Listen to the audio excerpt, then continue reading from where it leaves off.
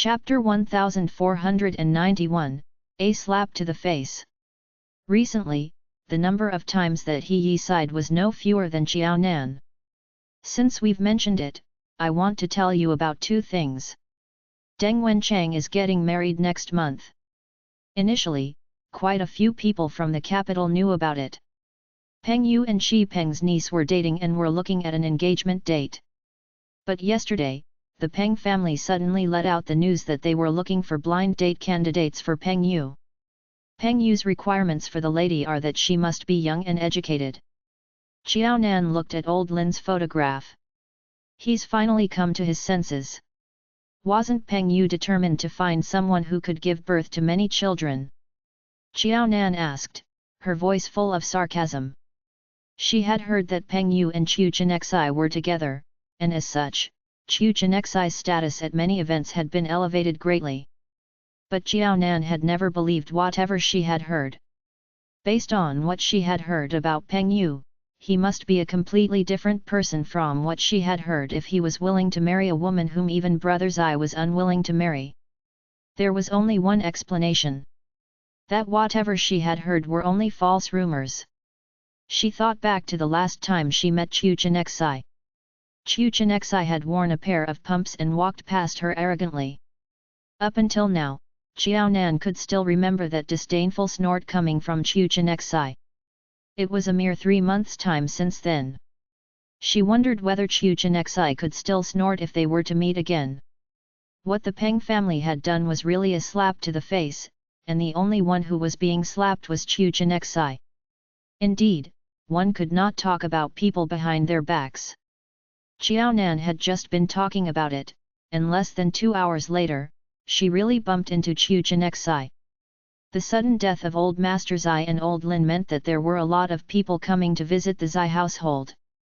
The day of officially sending the two elders off had already passed, but some people had not been in the capital at that time and had not made it in time.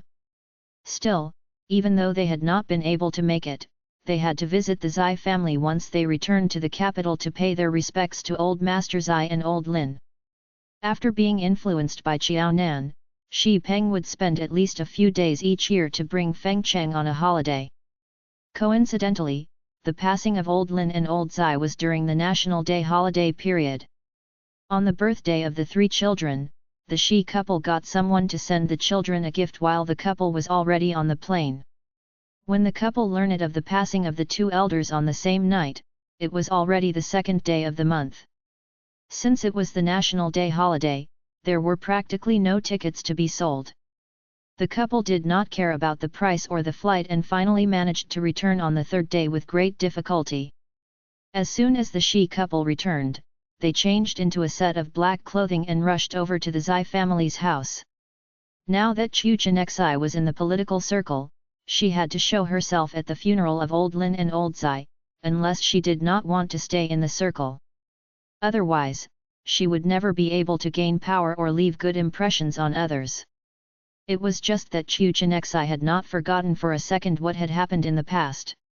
The thought of the Zai family being Xiao Nan's territory made her hesitant. Initially, old Master Zai should have been her grandfather, and old Lin her master. Originally, she should have had a close relationship with these 2 powerful old men, but these were all snatched away by that despicable Xiao Nan. In the end, the one who should have had all the right to pay respects to these 2 elders was anonymous and in a dilemma as to whether she could do so. Coincidentally, the Shi couple returned at that moment. Thus, Chu Chenexai decided to tag along with Shi Peng. She thought that Shi Peng could act as a shield for her, and Xiao Nan would not be so unreasonable as to put her down and make a fuss in front of Shi Peng. Xiao Nan had to know that she was not going to the Zai family because of her. She was only going there to pay respects to the 2 departed elders. Xiao Nan did not know what Chu Chenexai was thinking. Otherwise, she would definitely tell Chu Chenexai that she was thinking too much. If the Lin family had not gone so far as to not allow old Lin to rest in peace even after his death, Xiao Nan, who was already in sorrow, would not care about getting back at anyone. All she would want would be to take care of her own feelings and get back on her feet. Old Master Zai's was a happy funeral, while old Lin's death was a relief. The best way for Qiao Nan to remember the two elders was to live her life well, bring up the three children healthily, and not immerse herself in misery at the passing of the two elders and make a mess of her life. Even the Lins only gave Qiao Nan a little respect because of this. As for someone who was not important like Chu Chenexai, Qiao Nan did not even want to waste her brain capacity thinking about it. Seeing Qiao Nan, who had lost weight, Shi Peng said out of concern, "Nan Nan, you have to take care of yourself. The old chief and old Lin definitely would not want to see you in this state. They cared so much about the three children and you. You shouldn't disappoint them. The only way for them to leave peacefully is if we live our lives well." The passing of both elders in a single night was a double blow to the Zai family. Even ordinary people would find difficulty in coping with such a loss, let alone Qiao Nan, who shared a close bond with old Lin. Thinking about it, Shi Peng frowned slightly and glanced at Qiao Dongliang, who was staying in the Zai family house to take care of the three children. After all, it was entirely Qiao Dongliang's fault that Qiao Nan had shared such a close relationship with old Lin and had lost weight now that old Lin was gone. If the Qiao family had not been so cold to Qiao Nan so much so that there were almost no relations to talk about, Qiao Nan would not have placed all her desires for affection and all her attention on old Lin. Now, old Lin, whom Qiao Nan had given her heart to, was gone. If someone else was in Qiao Nan's shoes, it would probably not just be a matter of losing a few kilograms. Such a blow could often be utterly disastrous. Shi Peng felt that Qiao Dongliang was very lucky as a father, yet at the same time, felt that Qiao Nan was pitiful. It was as if the roles of Qiao Dongliang and Qiao Nan were always reversed. Usually, parents would buy houses for their children. But in Qiao Nan's case, she was the one who bought a house for her parents. Every time he thought about these things, he could not help but feel tired on Qiao Nan's behalf. And he always used this to remind Shi Qing of what a lucky child she was. "Thank you. Don't worry. I understand. I won't let them down. To me, they're still alive, just in a different way, in my heart. They will never disappear." This sounds cliché, but it's true. Qiao Nan tried to joke. Chapter 1492, Congratulations in advance. Since you said so, I think I can really rest assured. That's right. Ever since I knew you, you've never been one to make others worry. It was exactly because there was no need to worry about her that he felt sorry for her. Children that were too sensible were always likable. Your dad has been doing well, right? Her family had not come along to the capital because of Qiao Dongliang, right? There's nothing for the time being.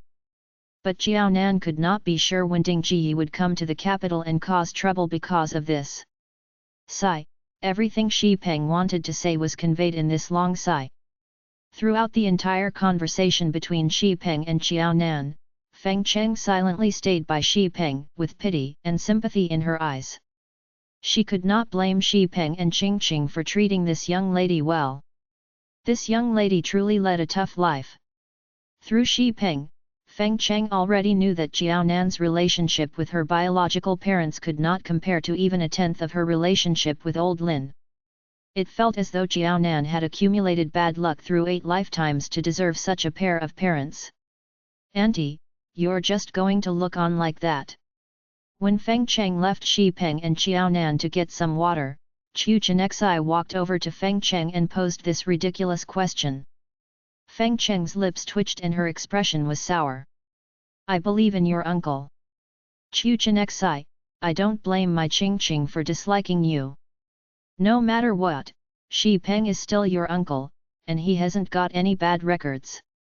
You're purposely trying to instigate something between your uncle and me. Why?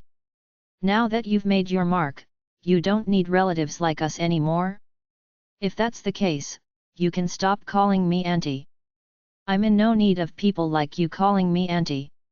Feng Cheng had never liked Chu Chenexai.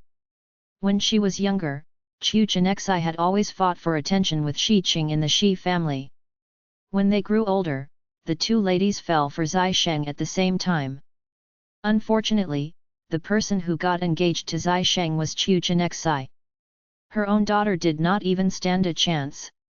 Thinking about it this way, for the first time, Feng Cheng felt that it was good that Jiao Nan married Zai Sheng. Without the appearance of Jiao Nan, Zai Sheng's wife today could very well be Chu Chenexai. Every time the relatives met, Shi Qing would see them together and be heartbroken. She might never recover from that. At least now that the person Zai Sheng married was Jiao Nan, Feng Cheng realized that every time Shi Qing mentioned the Zai family, she always had a jovial tone. As for the three children of Jiao Nan, she liked them so much that she recognized them as her godsons and goddaughter. Thanks to her daughter, Shi Qing and Zhu Baoqiu only got engaged, but Feng Cheng had already become a god-grandmother. Now, when Feng Cheng saw the Zai family's intelligent and adorable three children, she did not feel much. Although she did not have as bad an impression of Jiao Nan as before, neither did she think well of Jiao Nan. But who would have expected that after all that Chu Chenexai had done 7 years ago, she once again instigated something to make Feng Cheng dislike Jiao Nan. Thus, Feng Cheng was quite aware of Chu Chenexai's methods. It's not that I'm too trusting of your uncle. But the truth is Zai Sheng is quite a lot older than Jiao Nan, and he is your uncle's disciple. With such a relationship, do you think that there can be anything going on between Jiao Nan and your uncle? She could not deny that there were too many despicable and ridiculous things in society nowadays. In order to climb up the ladder, no matter the era, there would always be such immoral transactions. It was not uncommon to see a man of status sleeping with women his daughter's age, or even younger than his daughter. But she dared to say that such a thing would never happen to Shi Peng, much less Jiao Nan. With such a gem like Zai Sheng in front of her, how blind did Jiao Nan have to be to give up such a wonderful young man to find a second-class thing outside? Feng Cheng could no longer stay calm and listen to Chu Chenexai. Giving up Zai Sheng, who was a good match for her, to get into a relationship with Shi Peng? Even if she wanted to stir something up, she should have made up a believable excuse at the very least. After giving Chu Chenexai a piece of her mind, Feng Cheng silently returned to Shi Peng's side. She knew that Chu Chenexai would never run her mouth in the presence of Shi Peng. This also made Feng Cheng understand something. In Chu Chenexai's eyes, she was probably a fool that could be coaxed well. Otherwise, why would Chu Chenexai not find other people but only target her? Indeed, seeing Feng Cheng have no response to her provocations and simply return to Shi Peng's side, Chu Chenexai was unhappy but could only shut her mouth and pay her respects to the two elders. She waited quietly by the side until Shi Peng and Jiao Nan finished catching up before she proceeded to leave with the couple. Noticing from the corners of his eyes that Chu Chenexai had talked to Feng Cheng alone, Shi Peng looked at Feng Cheng uneasily. Feng Cheng raised her chin at Shi Peng with a haughty look. In an instant, Shi Peng and Jiao Nan both understood that Chu Chenexai had indeed said something nasty to Feng Cheng. But this time, Chu Chenexai had done so in vain. Perhaps she was really in a bad mood, but coincidentally, Chu Chenexai had not realized that she had walked straight into Jiao Nan. Now that she was face to face with Jiao Nan, Chu Chenexai's face stiffened. Her words were not as sharp as before and her tone was gentler. I'm so sorry about the old chief and old Lin. I hope you'll take care of yourself. In the few years that they had not met, the young lady who still had to look up to meet her face was now a strong lady with poise and confidence. The thought of being less than Jiao Nan made Chu Chenexai feel slightly inferior, and she ground her teeth in indignation. She was trying her best not to show any changes in her expression, lest she be made a joke by Jiao Nan. Chu Chenexai unconsciously softened her attitude, causing Jiao Nan to sneer. Don't worry. I will. By the way, Miss Chu, you're about the same age as Brother Zai. Our 3 children are already in primary school. I wonder when I'll be invited to your wedding. The person she had been in love with was now married and already had children in primary school. As for herself, she was still far from getting married. Such a stark contrast was a slap in her face. Chu Chenxi felt as though the words were stuck in her throat. It was not as though she did not want to get married. She did. But who would marry her? She thought about how the Peng family was already arranging blind dates for Peng Yu. It seemed like Peng Yu was no longer trying to escape and ignore this problem. He was even enjoying the process. The thought of this made her turn pale. As Chu Chenxi's face turned pale, it was as if the dark cloud covering Xiaonan suddenly disappeared and light suddenly burst in. I have another question. When the time comes, will your wedding be with Peng Yu? I've heard from many people that Madame Peng always brings you around. You've practically become the mistress of the Peng family already, so I'll congratulate you in advance. Chapter 1493, Completely Pale. Young mistress of the Peng family? Was it that easy? This time, Xiaonan had Chu Chenxi tremble in anger. The Peng family was looking for blind dates for Peng Yu, but as long as Peng Yu liked her, how could they not let her become the young mistress of the Peng family? In reality, the moment the Peng family let out the news that they were seeking blind dates for Peng Yu and were even looking at marriage within half a year, Chu Chenxi had become the biggest joke in the circle. And so, many powerful figures got to know of the existence of Chu Chenxi through such a unique way. It could be said that Chu Chenxi became famous overnight through this alternative method. In the past, Chu Chenxi had ridden on the laurels of the Peng family. Now, she was facing double the humiliation and ridicule, so much so that she was too ashamed to meet anyone. Seeing how you're so excited, I'm guessing I'll be attending your wedding with Peng Yu soon? When the time comes, please don't try to be polite. I'll definitely give you a nice red packet. No matter what, we've known each other for a long time. Chu Chenxi was raging, but Xiaonan acted as though she did not understand. Forget it. I might have something on and may not able to attend your wedding personally. How about I wish you and Peng Yu a happy future ahead, even though it doesn't seem appropriate during such an occasion like today's. Xiaonan had been using these words excessively, but the problem was that Xiaonan loved using them. They were so useful. Only a few words could save her time and effort and even give a slap in the face at the same time. I'm so sorry. Please excuse me. After enraging Chu Chenxi, Xiaonan felt as though the knot in her chest had been unbound and her mood lifted considerably. When she met other people, the sadness in her eyes had also lessened.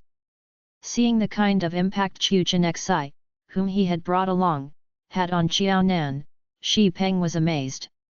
There was such a kind of person in the world, women. Chu Chenxi stomped her feet. What did Xiaonan have to be proud of? Her biological parents were not good, and her master, who had been the only one to cherish her, had just passed away. What right did Xiaonan have to act all high and mighty in front of her? At least, she had a mother who was devoted to her by her side. As for her dad, before he went in, he had also treated his only daughter well. Compared to her, Xiaonan was the one who was in need of some sympathy. Godmother. Godfather. The Shi couple had not been there for long before Shi Qing and Zhu Baoqiu arrived. The couple's faces were somber as they walked to Xiaonan and took off their military caps. Please take this in your stride. Thank you. Zhu Baoqiu and Shi Qing lit incense for the two old men before Zhu Baoqiu went to see Zai Sheng, while Shi Qing stayed by Xiaonan's side and went to see the three children. Are you, all right? When she posed that question, Shi Qing paid no attention to Jiao Dongliang, who had already moved to the capital. Shi Qing knew that Xiaonan had asked Jiao Dongliang to move to the capital and had even purchased a house for Jiao Dongliang to live in. This was not because of a good father-daughter relationship, but simply because Xiaonan felt that she had the obligation as a daughter. If they wanted to talk about relationships, Jiao Dongliang probably had a better relationship with the three children. Now that old Lin was no longer around, Shi Qing could hardly believe how Xiaonan could have survived through this period. Good or not, as long as I'm still here, life has to go on. Besides, I still have brother Zai and the three children. I'm not the same me from before.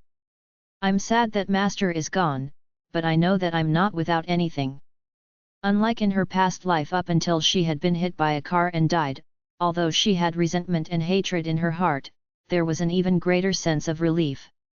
Because at that time, she had been single. Perhaps no one would shed tears for her death, and some people may even have gotten a huge sum of compensation and rejoiced at her death. For the people she loved and who loved her, Xiao Nan would not let herself be beaten down just like this. Life is filled with joy but also sorrow. Just give me a little more time. Shi Qing nodded.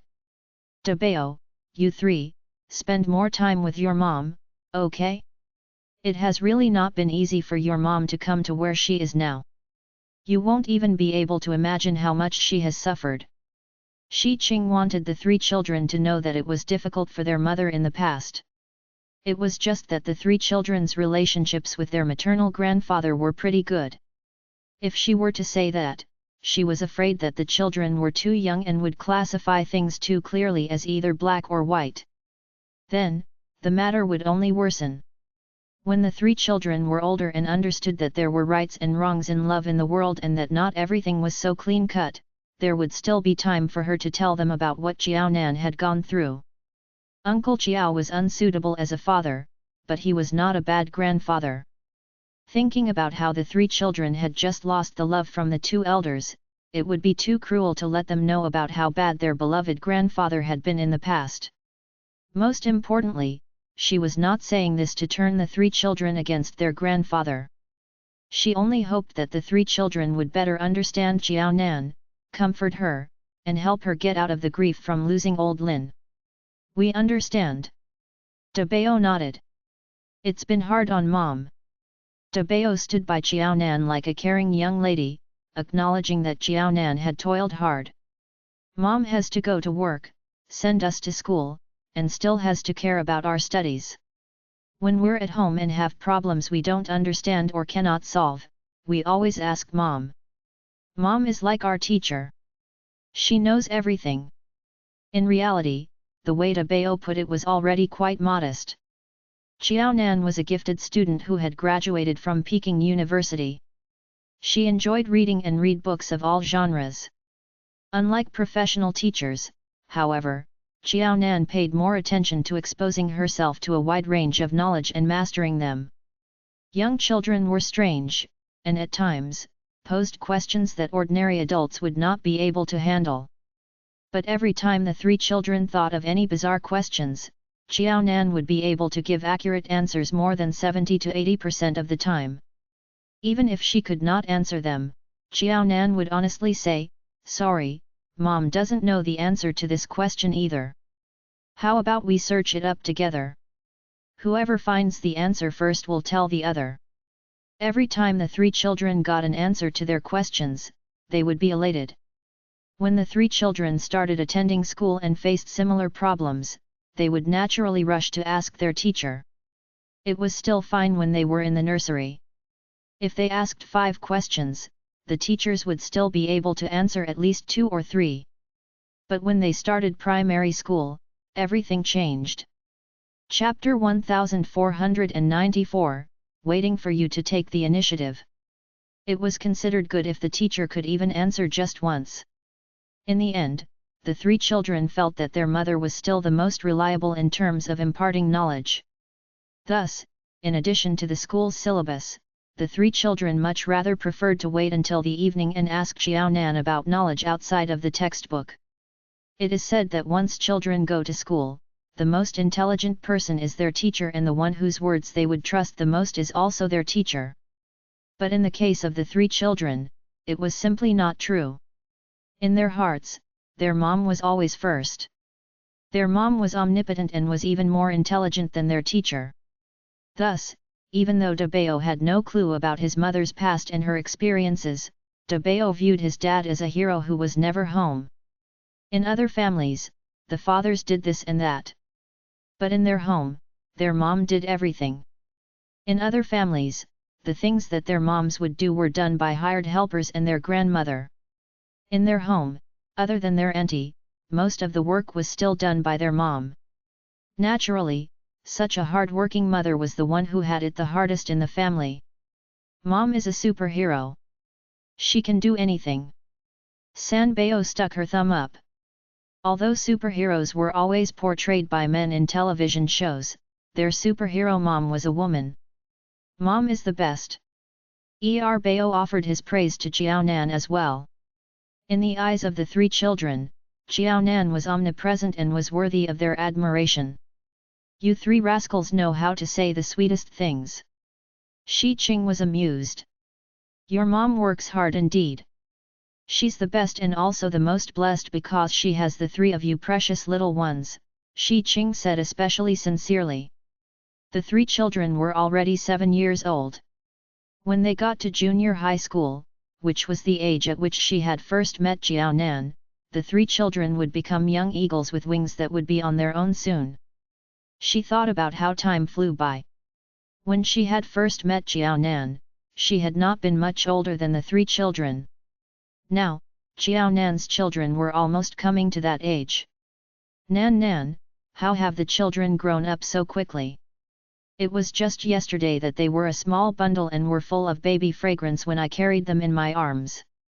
The three children were most adorable at that time.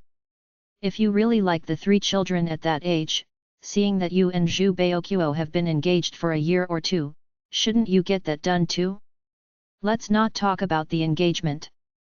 You two are no longer young. It's time to give the three children some siblings. Our Xiao Bao is already sick of being the youngest in the family. He wants to be an elder brother. So please hurry up. Or are there problems between the two of you? But every time Shi Qing and Zhu Baoqiu were together, there were always sparks between the couple. It was incredible that they had not gotten married until now.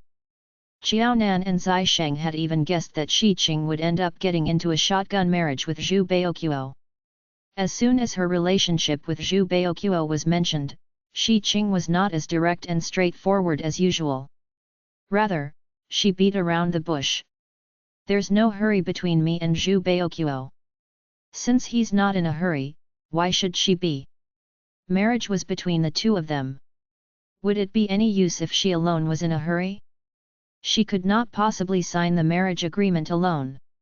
If Zhu Baoqiu did not mean to get married, she was not going to put down her pride and take the initiative to beg Zhu Baoqiu to get married.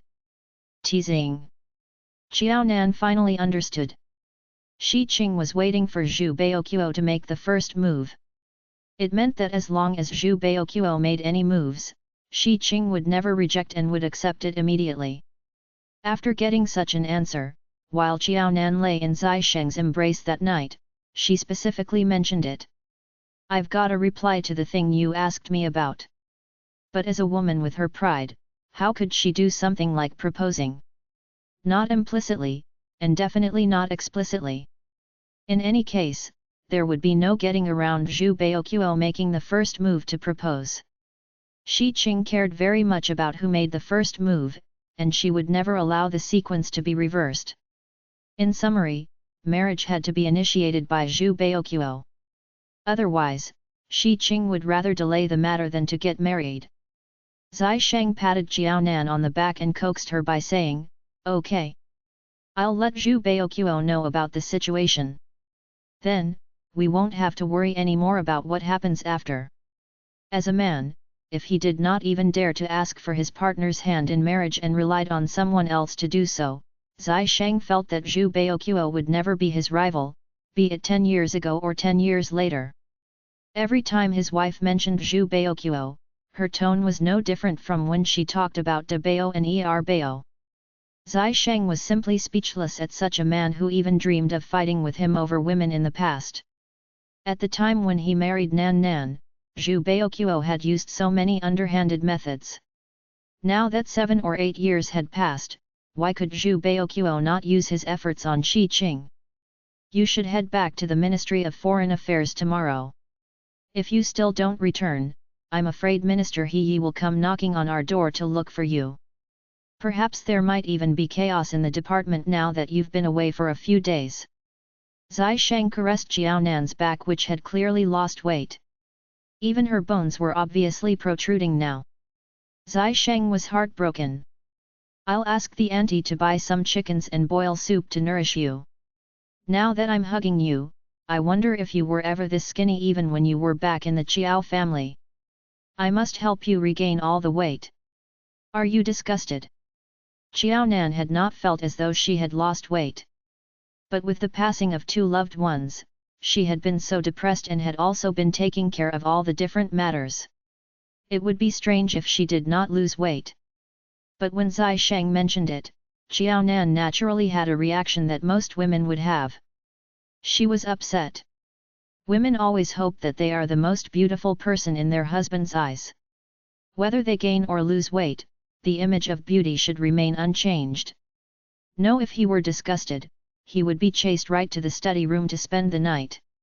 I'm just worried about you. When the auntie finishes cooking the soup tomorrow, I'll send it over to you. Remember to drink up. It'll be best if you finish it. It's more important to nourish you, not just to fatten you up.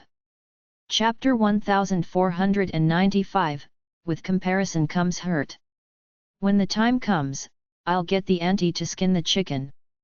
Chiao Nan was rather picky when it came to food, especially when it came to boiling chicken soup. She insisted on the chicken being skinned. Something about the fat on the chicken skin being hard to digest and not being good for the body. She refused to drink it otherwise and was especially careful when feeding the 3 children too. Under the leadership of Chiao Nan, the Zai family also unconsciously adopted this habit. So when he talked about chicken soup today, Zai Sheng provided additional explanations, which satisfied Chiao Nan. Brother Zai, I'm sleepy. Just sleep if you're sleepy. I'm scared. It was rare for Zai Sheng to have to coax Chiao Nan as though he were coaxing his children. Don't be scared. Just go to sleep. I won't leave. I'll be with you forever. You still have us. You still have the 3 children. Zai Sheng's coaxing was unskilled and unfamiliar, yet reassuring and gentle at the same time. And so, Chiao Nan yawned and gradually got sleepier.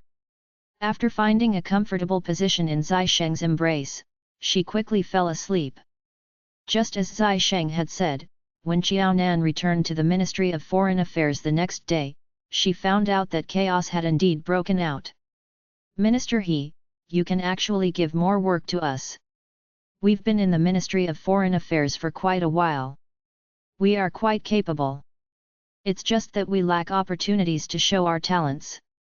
Minister He, please do not go out of your way to take care of us just because we've been in this department for a short time. We need more practice to grow and develop. That's right, Minister He. As long as you are willing to give us the opportunity, we'll definitely be able to prove ourselves. All our seniors in the department are so busy every day. We are the only ones who have so much free time. We're really quite ashamed about that. Minister He, please train us more. Su Xinming and Li Dai had already entered He Yi's office bright and early and eagerly begged He Yi to give them more opportunities to show their worth. Especially Li Dai's words, which could be easily mistaken. What did he mean by having no opportunities to prove his worth in the past? Was he not hinting that Chiao Nan was afraid that Li Dai was more capable than her and would surpass her? Was that why she suppressed Li Dai in the first place? To prevent him from getting ahead of her? These 2 newbies who had only been in the Ministry of Foreign Affairs for just over a year dared to attack their senior with their words? Was it the end of the world? He Yi's eyebrows were already twitching. These 2 newbies clearly thought he was a fool. He was not going to stand by and watch and rely on logic instead of relations if someone pointed out Chiao Nan's faults, even if everyone in the department now knew that Chiao Nan was his junior.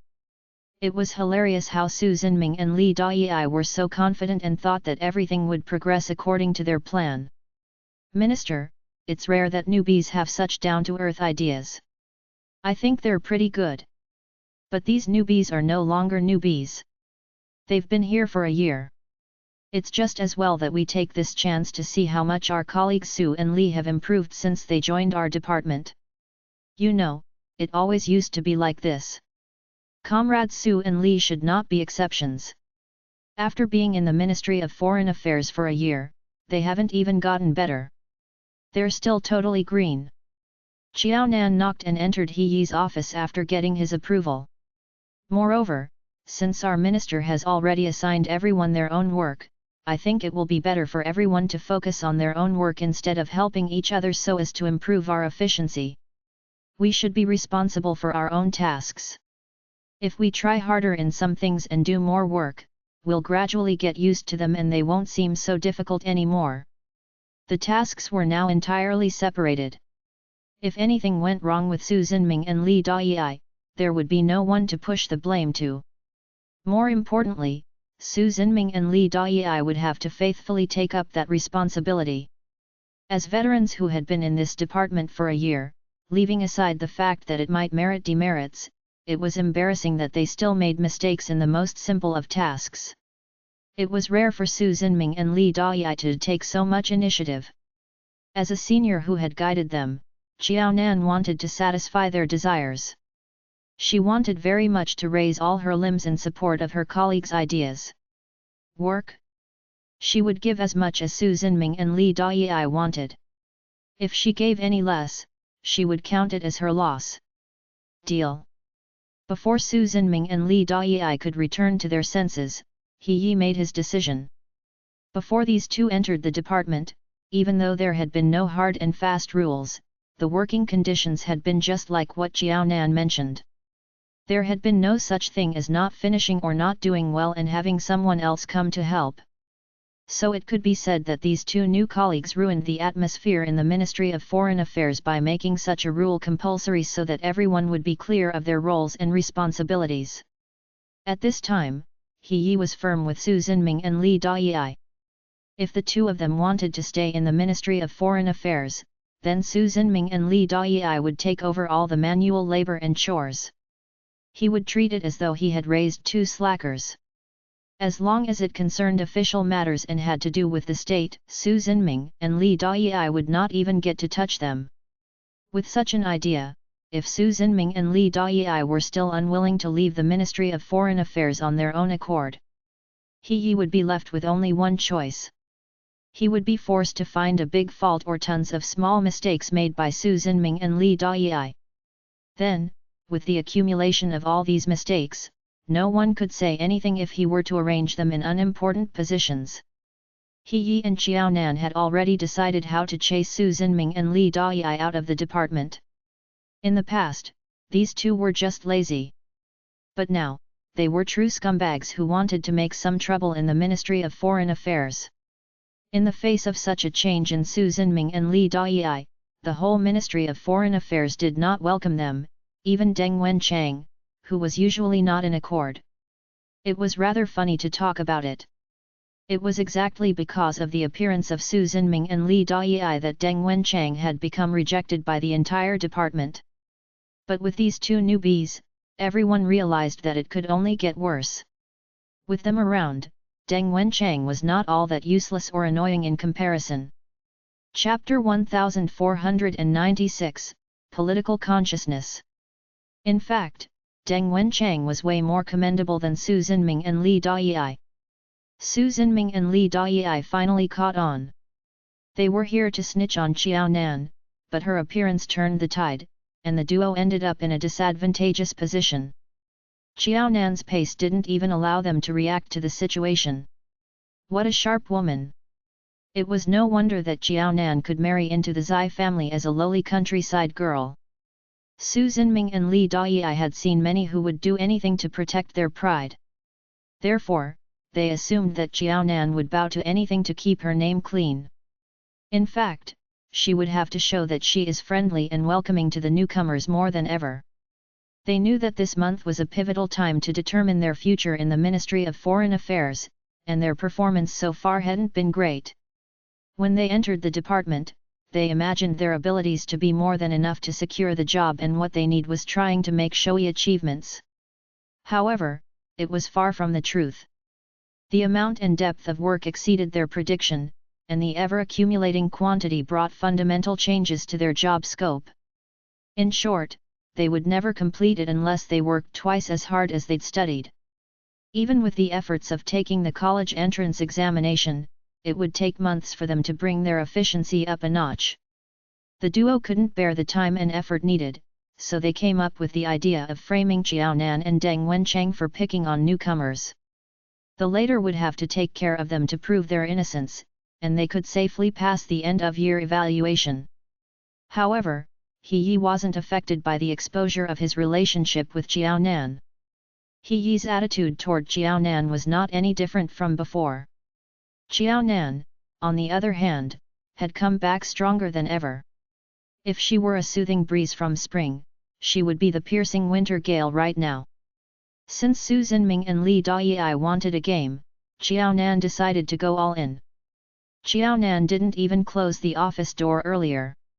After He Yi agreed, Qiaonan turned and announced the news to the entire department. Before the two had a chance to take back their words, most of the members of the department were already informed about a new rule thanks to the newcomers. Comrade Su and Comrade Li deserve our compliments for such political motivation. Let's give them our support. Qiaonan was the first to applaud. Su Zhenming and Li Dayi froze behind her, and their face went pale. Minister, no, no. Senior Qiao. How did she infer any political motivation from what they'd said? When the hell did they talk about self-independence? All they wanted was Qiaonan and He Yi taking on their work to protect their names. When the end-of-year evaluation came, He Yi would go easy on them, lower the requirements, and let them stay in the Ministry of Foreign Affairs. Their request was so simple and achievable, but why did these people have to be so cruel? It was like Qiaonan wanted to kick them out of the Ministry of Foreign Affairs. This woman was more vicious than any man. We definitely have to support their decision. Although I wasn't the first to applaud, I will be the second. Deng Wenchang was the most delighted one in the crowd as he could finally get rid of Su Zhenming. If Su Zhenming continued bothering him, he wouldn't even be able to smile on his wedding day. By the way, my wedding is coming, and I have placed the invitation cards on everyone's desk. It's fine to come without gifts, but everyone should at least have a drink with me on my special day. After all this time, marriage had finally arrived. Staring at the glittering invitation cards on the desks, Deng Wenchang felt lost for a moment. For some reason, he glimpsed at Qiaonan. He wanted to see Qiaonan's reaction to his wedding. Deng Wenchang didn't think of getting married anytime soon despite his age. It was his father who goaded him into agreeing on the marriage. Deng Wenchang couldn't even recount how things got to this stage. When he came back to his senses, the date and wedding were already arranged, and he was dragged into taking wedding shots with the bride. Deng Wenchang had no idea what he was expecting from Qiaonan, but he was still hit with disappointment as Qiaonan's expression was just as bright. If he did want a reaction from Qiaonan, what would that be? Deng Wenchang was afraid to face that answer, and he wouldn't dare to look for one. Why did he not want to marry anyone despite his family grinding his nerves? He preferred battling with Qiaonan, observing Qiaonan's angered expressions, and waiting for her to come back stronger than before. Deng Wenchang gulped down a mouthful of icy water, and the warmth in his belly died out with it. Deng Wenchang's teeth chattered from the chill, making clattering noises. Nobody realized Deng Wenchang's strange behaviors. It was good news that the only old and single guy in the department was getting married. Everyone was discussing how much money they should gift and how they should crash the wedding night and prank Deng Wenchang. Su Zhenming and Li Dayi were different, they were busy figuring out ways to handle their work. Chapter 1497, Damn Skills. In a unique department like the Ministry of Foreign Affairs, they couldn't even find any external help if they couldn't manage. If they did, He Yi and Qiaonan would roll in the aisles. That's because the exposure of such behaviors would cause them to be fired despite their family's resources. Moreover, the families wouldn't be so helpful as not everyone would be selfless enough to make sacrifices for the two of them. Su Zhenming and Li Dayi glanced at each other and sighed hopelessly. If they knew that things were going to get worse, why would they come up with such an idea? However, Nobody would have predicted Xiao Nan's reaction. Didn't someone say that those with power were afraid of the slightest rumor? It was reasonable for the pair to have such a misunderstanding of Xiao Nan. After all, they hadn't heard of what had happened to the Lin family. To grab onto Elder Lin's inheritance, everyone in the Lin family united and pledged to expand its businesses using it. If someone would step into politics in the future, they could afford to pay their way up and miss great opportunities. The benefit was too great to be missed, so no one went against the decision. Even the somewhat successful youngsters, who earned a bit from Start UPS, were enchanted by the large sum of inheritance. They gave up their growing businesses and came back to take their part of the cash. To the outsiders, Xiao Nan was someone who minded her own business. When someone crossed the line, however, she would hunt him down. The Lin family put everything on the line to fight her. Since Xiao Nan decided to step up to the challenge, she drained the Lin family's resources from the start. The market was competitive, and any business that could earn good profit would have new companies kicking off every day. Only the ones that could survive the tests and elimination of the economy would stay as the winner. In the future, those are the ones that can remain in power and lead the rest. In such crucial times, the Lin family dropped everything to tackle Xiao Nan, so there was no reason for Xiao Nan to go easy on them. Xiao Nan was a boss herself. She held 5% of Tian Corporation's shares and almost half of that of Baby Love. Xiao Nan didn't even need the help of Tiandong or Gao Yan to destroy the Lin family if she wanted to. When the Lin family was still asking Xiao Nan for Elder Lin's inheritance, Xiao Nan had already targeted most of the Lin family's businesses. When the time came, she pushed Elder Lin's will to them. Elder Lin was wise and had taken care of everything in his will. Therefore, no matter how hard the Lin family tried, their lawyers couldn't find any loophole in Xiao Nan receiving Elder Lin's inheritance. In the end, they couldn't get a single cent from Xiao Nan's pocket. Chapter 1498, Soft-Hearted Women. In other words, there was simply no use to hire a lawyer. Even if they hired all the lawyers, it would be to no purpose other than spending more of the Lin family's money. The lawyer hired by the Lin family clearly informed them that Xiao Nan had to decide to give up old Lin's inheritance voluntarily and to return them to the Lin family. Otherwise, the Lin family would not even be able to get a single cent from old Lin's inheritance, let alone his whole fortune. No matter how you looked at it, there was no point in fighting this case. The lawyer would not waste his own time or put his reputation at stake trying to fight this case. The relationship between the Lin family and old Lin was just too poor. Even the people from the Central Committee had heard and spoken out about it. They were not going to disappoint old Lin, who had made great contributions to the development of the country. Even though old Lin had no family by his side, he still had the party, the country, and the people. There were so many people who could provide for him in the Lin family. Old Lin would definitely not be alone in his old age. Just based on this situation, the lawyer wanted to ask if the Lin family was mentally sound. Completely knocked down by the lawyer's words, the Lin family finally realized in a daze that they had worked in vain. They did not even get to see Xiao Nan, let alone taking a dime from her. Even more so, not to mention how they had bullied a young lady into tears so much so that she was afraid of returning old Lin's items. In the end, the one who was really scared to tears seemed to be themselves. No? The Lin family had not figured a way out of this mess. When they finally returned to their own lives, the two youngsters of the Lin family who were businessmen suddenly realized that there had been a drastic increase in the number of businesses like theirs in just a period of a month. Worse still, there were one or two companies that had developed at an extreme speed and could now compete with them for business. After several times of having their business being snatched away from them, the Lin family somehow felt as though someone powerful was targeting them. Otherwise, why was it that they had never been so unlucky up until now? It was as though their opponent knew their moves ahead of time, could finalize their own plans, sign contract procedures, and stay one step ahead of them, leaving the Lin family with no room at all. It was easy to become successful in the business world. But in the same vein, if one did not do well, the company could go bankrupt in the blink of an eye. Without old Lin's help, the Lin family had finally been able to start something for themselves. However, before the new year arrived, they had already failed. As such, the Lin family could no longer maintain their lifestyles and became just like the normal working class. When the Lin family finally regained their senses and knew who was attacking them, it was already too late. Luckily, Xiaonan had never thought of being too brutal, totally eliminating the Lin family, because she still respected the fact that they were Lins.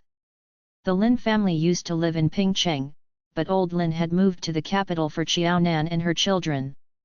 Thus, the Lin family moved northward as well, thinking that it would be easier to settle down in the capital by taking advantage of old Lin's connections. In reality, the Lin family did not really need to even talk to old Lin. As long as the Lin family used old Lin as a playing card, many people would show some respect to the Lin family. This was the true reason how the family could buy a house and settle down in the capital in just a few years' time. Now that the Lin family could no longer survive in the capital, they decided to return to Pingcheng. Pingcheng was their hometown after all. On the day that the Lin family returned to Pingcheng and were cleaning their house, they received a sum of money from a mysterious person. To an ordinary person, this was definitely a huge sum of money. But to someone who was in the business world, like the Lin family that had been bosses in the past, this was neither a lot nor insignificant. If the Lin family received this sum of money and was willing to live down-to-earth lives without coveting for luxurious lifestyles, then their lives would definitely not be much harder than before. Looking at the sum of money, the Lin family could roughly guess who had sent the money. Just the thought of this person made the Lin family itch with anger. If not for Xiaonan, the Lin family's business in the capital had actually been quite good. Although it could not compare with the money that old Lin had left behind, it was still enough for the Lin family to lead comfortable lives in the capital. In 10 or 20 years, who could say that the Lin family might not become the nouveau riches in the capital? But such a bright future was utterly shattered by Xiaonan. And when the Lin family was at their wits' end, Xiaonan sent such a sum of money to save them. The Lin family could not bring themselves to like Xiaonan. In fact, they bore a deep resentment against her. But they could not deny that they no longer had such a bad impression of Xiaonan as compared to before. They went back already. Tiandong eyed the documents in Xiaonan's hands. Xiaonan had never asked for help in what she had done to the Lin family, but Tiandong knew all about it. Otherwise, the cost of living is so high in the capital. If they foolishly continue to stay in the capital, it'll be like mocking me with their own deaths. If the Lin family were really to choose that path, I would really gain some respect for them. The Lin family had not left happily. They had been forced to leave the capital with no other choice. Without money, how could they be Beijing drifters? Normally, Beijing drifters were single or a family of 3. Hardly were there those like the Lin family who boasted that they were famous and had an illustrious family background. Such a large family had all come to the capital to further their careers. Leaving all else aside, up until the day that they left the capital, the Lin family had not even earned enough to arrange for everyone in their family to have a permanent place to stay in. It was truly difficult to purchase a house in the capital, let alone purchasing a few large houses. The Lin family was truly ambitious. But things were different in Pingcheng. As long as they were willing to return there, everything was ready for them. The cost of living in Pingcheng was low and the Lin family still had a bit of money. They would not have to worry about finances. With the additional sum of money that that person had sent to the Lin family, if they were willing to run a small and honest business, not a big business, there would be no problem living comfortably. You're not very vicious. Indeed, just like a woman. Tiandong raised his eyebrows. The business world was just like a battleground. Once he attacked, he never let up to give his opponents a chance of coming back, unlike Xiaonan, who had softened her heart when she should have hardened it. Luckily, Xiaonan was only a small shareholder in the Tian Corporation. She had almost never participated in the company's decision-making anyway. Chapter 1499, Strange Groom. Of course, Xiao Nan's behavior was the very reason there was barely any conflict within the family all these years. Xiao Nan shook her head. They belonged to the Lin family, after all. When my master was still alive, they had done worse things, but did you think my master couldn't contain the Lin family? If my master let a hint loose, there was no way for the Lin family to use my master's name. In short, her master had been giving the Lin family a chance to develop despite his hatred for them. What she did must carry on her master's purpose. Since this was what her master wanted, she would continue down the same path. Tiandong had no rebuttal for Xiao Nan's words. It was true that Elder Lin had been cutting the Lin family some slack. If Xiao Nan did bring down the Lin family, ultimately, it could dirt her reputation.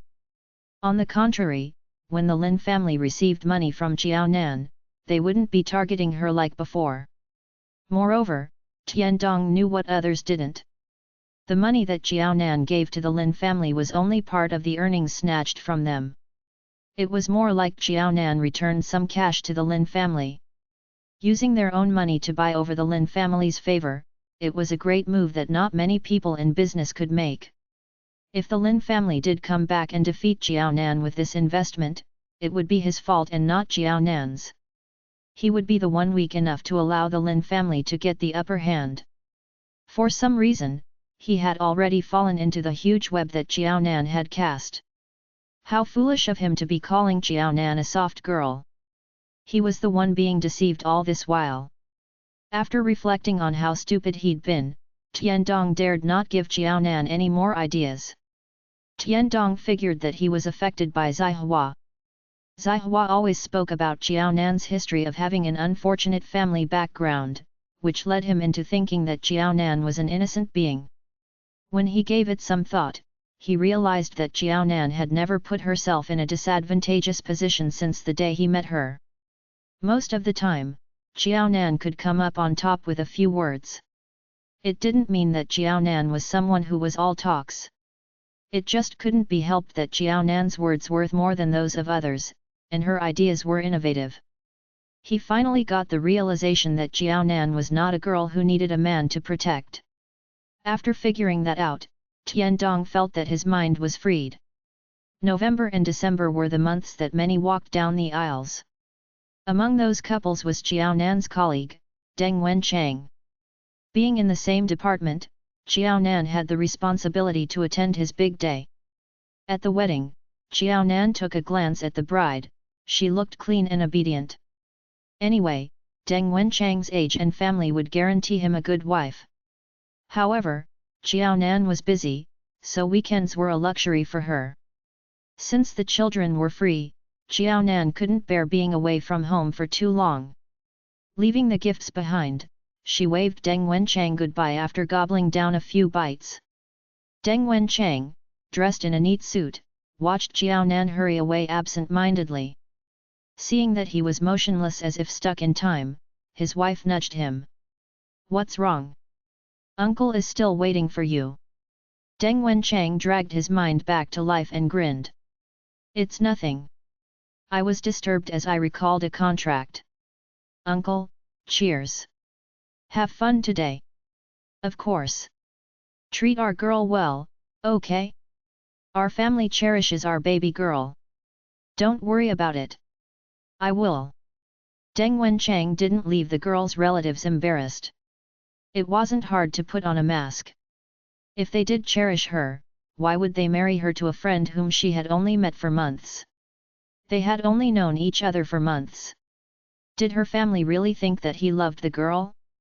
The thoughts were to be stored in his heart. Glancing at the alcohol in his glass, he dumped everything down his throat. The bride was worried as she glared at the groomsman. Groomsman's job was to tank the alcohol for the groom. It would be a problem at night if the groom was drunk. Not only the groomsman saw the bride's signal, but her uncle saw it as well. The men roared hysterically. And the groomsmen started doing their jobs.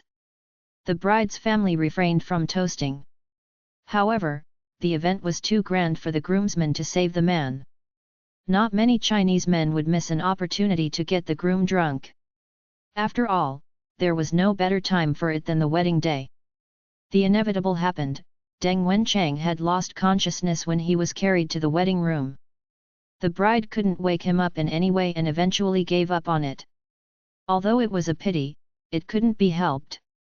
The bride changed, washed up, and had to take care of Deng Wenchang's hygiene. When she finally lay under the sheets with a stinky man, she wondered if everything was just a dream. The next morning, Deng Wenchang woke up and did the groom's job. The bride's uneasiness finally faded.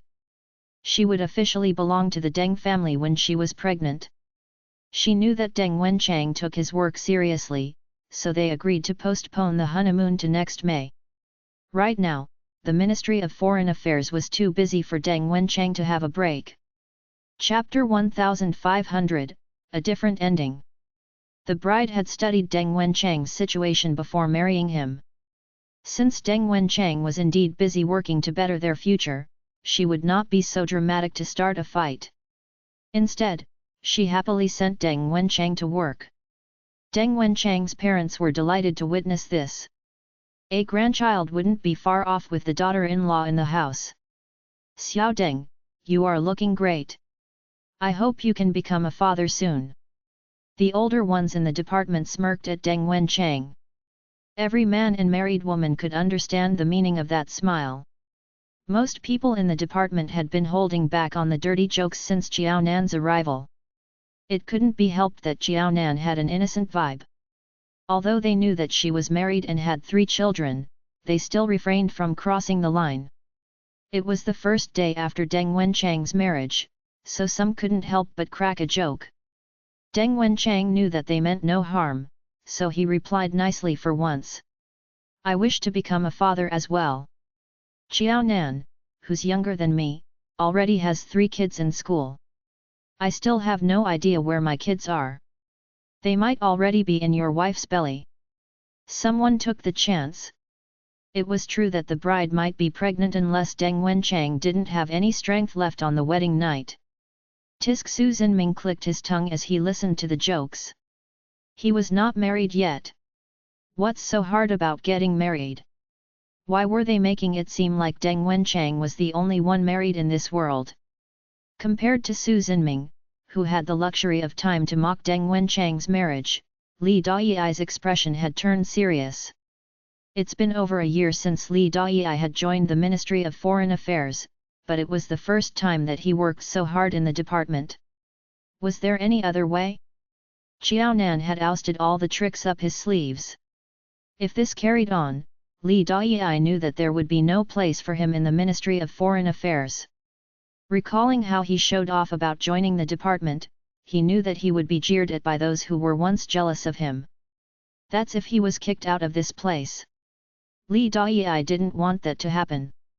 When there was no way out, Li Dayi gave up struggling and picked up the sincerity he used to have in school. When a person puts his mind to work instead of trivial matters, he would naturally button his lip.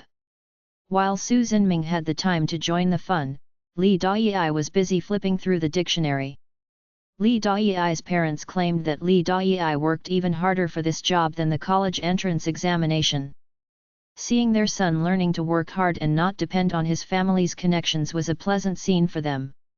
The Li family working together to support Li Dayi's effort would bring him a higher likelihood of staying in the Ministry of Foreign Affairs. On the other hand, Su Zhenming still lazed around despite his family's help.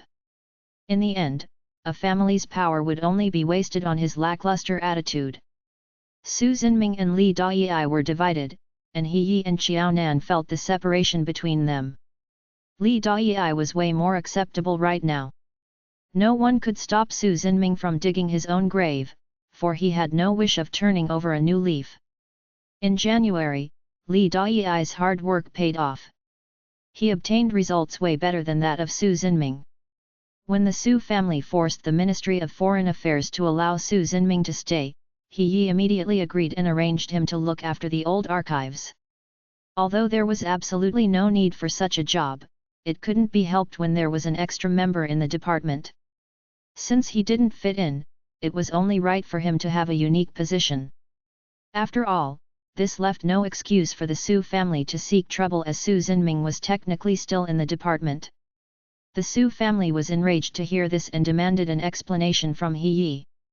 However, the Ministry of Foreign Affairs was out of the Su family's reach no matter how powerful they were. In this department, He Yi was the one in charge. The Su family's conspiracies would never work on He Yi, and Su Xinming's position didn't move an inch. The Su family had hands extended to every part of the country, but they couldn't change He Yi's decision. He Yi was never scared of the Su family, and the Su family had nothing to threaten him with. In his words, he could do anything he wanted with Su Xinming, as there would never come a day where he would need anything from his family. He Yi's firm stand was not to be objected, and Su Xinming couldn't change a thing. In the end, he had no choice but to pack up and head to the archives room. Such a job was usually for the retired elders. Su Xinming graduated from a famous university and was an exchange student for a year. Who would have known that he would be arranged to look after the archives? Su Xinming wanted to bury his head underground before anyone could laugh at him. Not only did he embarrass himself, but he also put his entire family to shame. If he knew that He Yi was such a tough guy, he would have never gone against him. After all, it was this brat, Li Dai, who betrayed their friendship and surrendered to Jiaonan. Otherwise, he wouldn't be the only one sitting before a garage right now. Li Dai was still working happily in his office chair, and what infuriated Su Xinming the most was that the two of them were equally hated just weeks ago. It was like Li Dai returned to normal thanks to his departure.